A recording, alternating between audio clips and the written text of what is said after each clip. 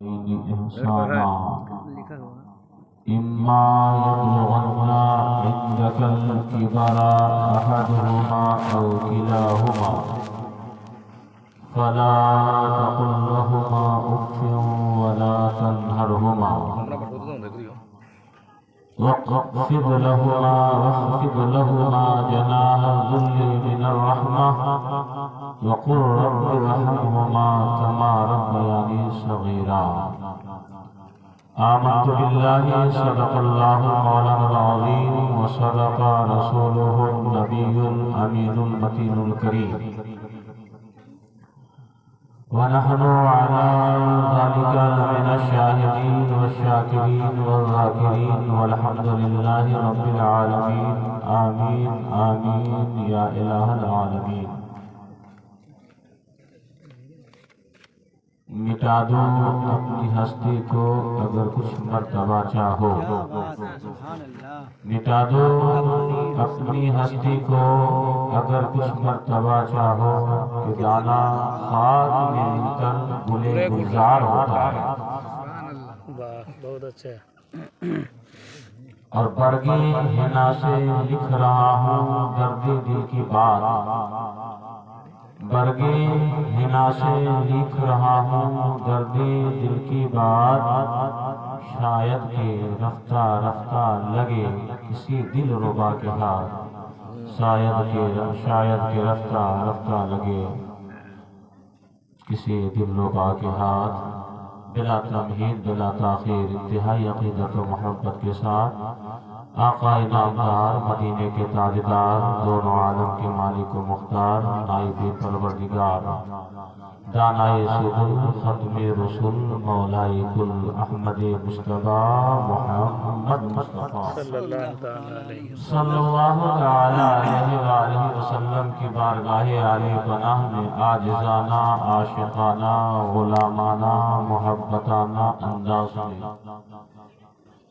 درود پاک کا نذرانہ عقیدت و محبت سے پیش کریں. پڑھیے بلند آواز سے اللہم صلی علی سیدنا و مولانا محمد معدن الجود والکرم و آلہ و صحبہ مبارک وسلم. صلو علیہ صلاۃ و سلام علیک دائم یا حبیبی یا رسول اللہ صلی اللہ تعالی وسلم.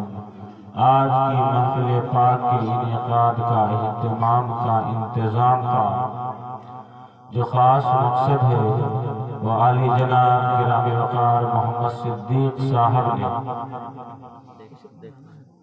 اپنی اہلیہ محترمہ کی مرحومہ ماں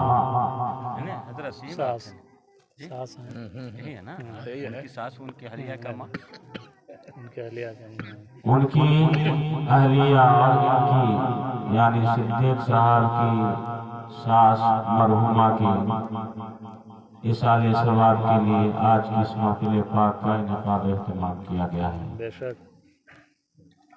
کیا نام تھا؟ حبیبن خاتون. ماشاءاللہ سبحان اللہ. حبیبن خاتون مرحومہ.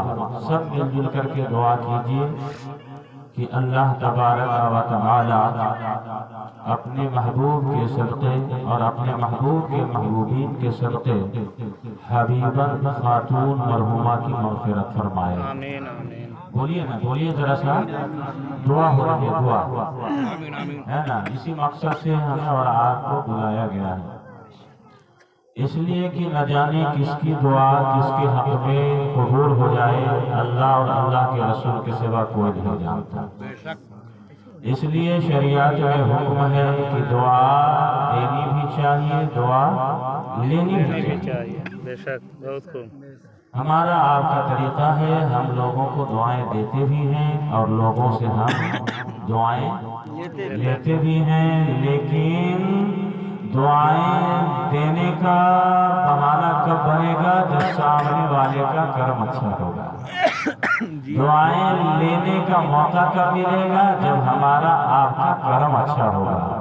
پتہ یہ چلا، معلوم یہ ہوا دعائیں وہاں ملتی ہیں جہاں کرم اچھا ہوتا ہے، دعائیں وہاں حاصل ہوتی ہیں جہاں ہمارے کرتوت اچھے ہوتے ہیں، جب ہمارے کریکٹر اچھے ہوتے ہیں، جب ہمارے کردار اچھے ہوتے ہیں، جب ہمارے کام اچھے ہوتے ہیں، تو ہمارا سامنے والا نہ چاہ کر کے بھی ہمیں اور آپ کو آشیرواد دیا کرتا ہے، ہمیں اور آپ کو دعائیں دیا کرتا ہے۔ تو پتہ یہ چلا اگر سامنے والے کا ہم دل جیت لیتے ہیں، سامنے والے کا دل خوش کر لیتے ہیں، سامنے والے کا ہم اور آپ موہ لیتے ہیں، تو اس کے من موہنے کی بنیاد پر اس کی زبان بولے یا نہ بولے، اس کی زبان ہمارے لیے ہلے یا نہ ہلے، اس کی زبان ہمارے لیے چلے یا نہ چلے، چاہے زبان بند ہوگی، منہ بند ہوگا، لیکن اس کا دل آپ کو نیک دعائیں دیتا ہوا نظر آئے گا،